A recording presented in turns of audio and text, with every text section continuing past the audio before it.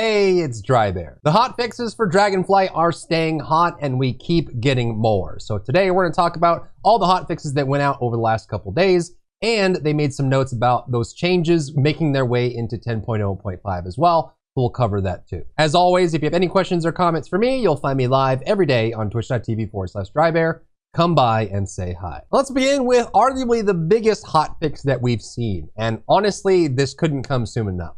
But this is a look into their methodology for using group loot and rolling. I think historically there's always been issues with whatever system they're using for group loot, specifically for groups that have any number of pugs in them. And that is people that don't, either they do what I do, which is I make pugs from complete randoms all the time on stream. Whoever signs up, we put them all together, we get them through the raid. And no one knows each other, it's all randoms. Or if it's a guild group that's supplementing their missing roles with random people online. The issue with the group loot that exists right now is that people can roll need, say the same item drops twice. They can roll need on both of them, and it's possible for them to win both of them. Even when those things are unique equipped, like a trinket. I've seen people win two versions of the same trinket, and then it's up to, it's on that player to then trade it off to someone if they're a good person, or sometimes they don't even notice and that trinket just gets lost.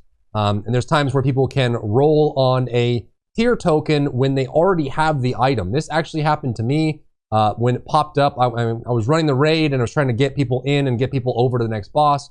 I was typing out, explaining the boss and everything. I saw a tier token pop up and I have 9 characters. The 10th one's almost 70. And I just forgot that I had the tier set already. I rolled on the token and I won it.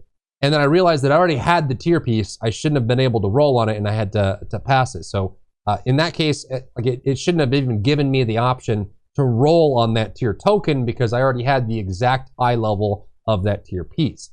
So what they've done in the hotfix is they fixed some situations where players could win need rolls on duplicate items in a single roll session when it should not have been possible. So they're saying that this was originally covered for in their base design. It just wasn't working for whatever reason.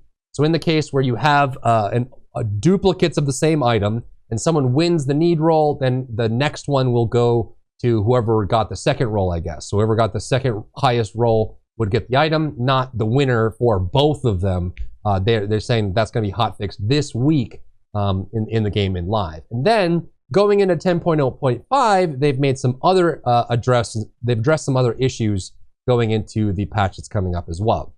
They fixed an issue where in some cases, players would get less loot than they should have on certain raid sizes. I hadn't seen this happening. This happened once or twice, and I second guessed myself. I thought maybe the group was smaller than I remember, and I just kind of wrote it off. But I guess there was an issue where, in very rare cases, based on group size, it wasn't giving you the right amount of drops for that group size. So fixing that issue is great.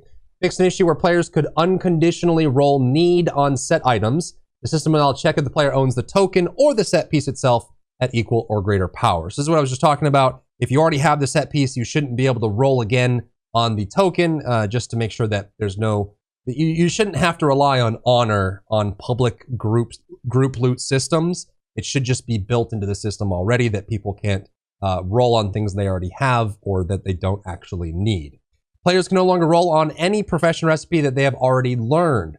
People were doing this to, because some of the rare drops that come from Vault specifically, you can roll on them and sell them on the auction house. Some of the recipes, if they're really good, can go anywhere from 50,000 to 500,000 gold, depending on your server. And so some people, if they already had the recipe learned, they would roll need on it again and then sell it for gold because they didn't need the recipe. So in 10.0.5, they're saying that will no longer be possible.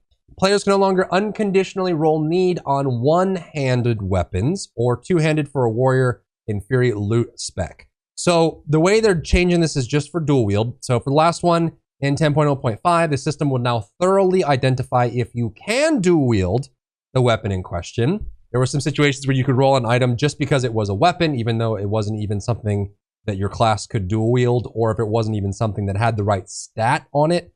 And you would be able to roll loot need on it and get it.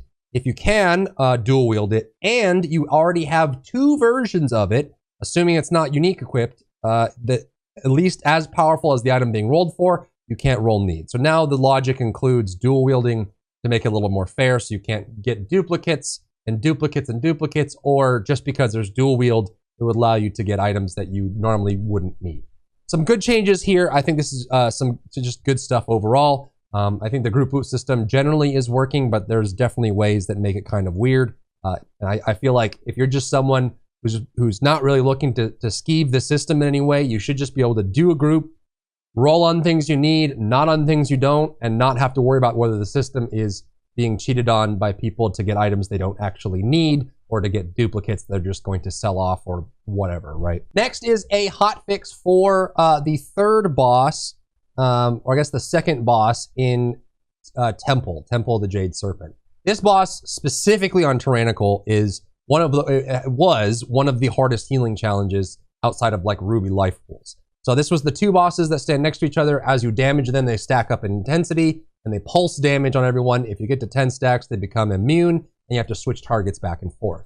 On Tyrannical, it was, especially on high keys, like 20 plus, it was super difficult to heal. And even this week now, it being fortified, it's still grievous, which means you're always getting grievous damage ticks on it, which is rough. So they've made some changes to it. The first is intensity damage nerfed by 40%, agony damage nerfed by 37.5%. This is, if you don't play healer, this is how bad it was.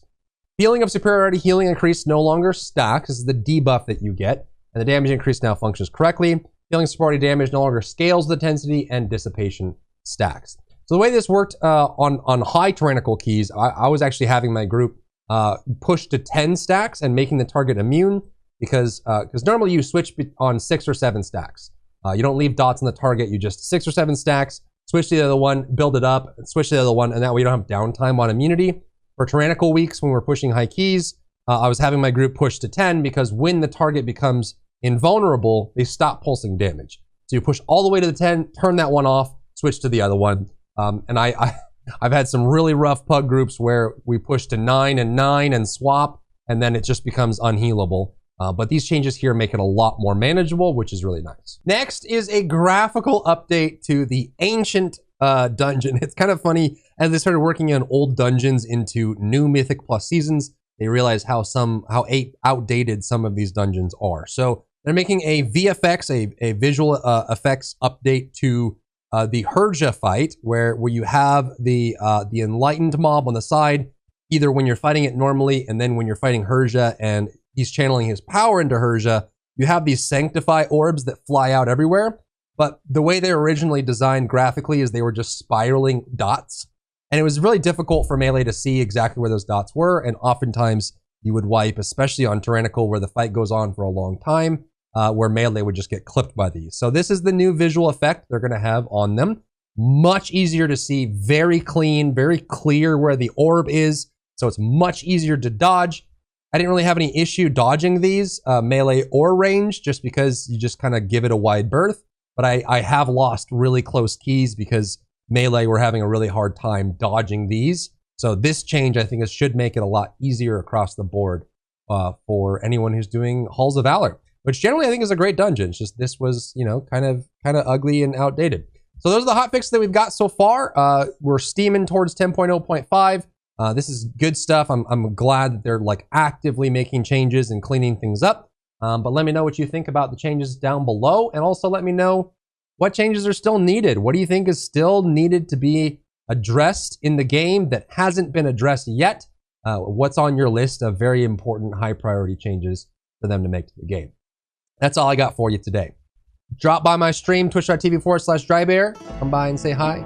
You know. If you enjoyed yourself today, leave a like down below. You can support me and my work on Patreon and view Patreon exclusive content, link in the description.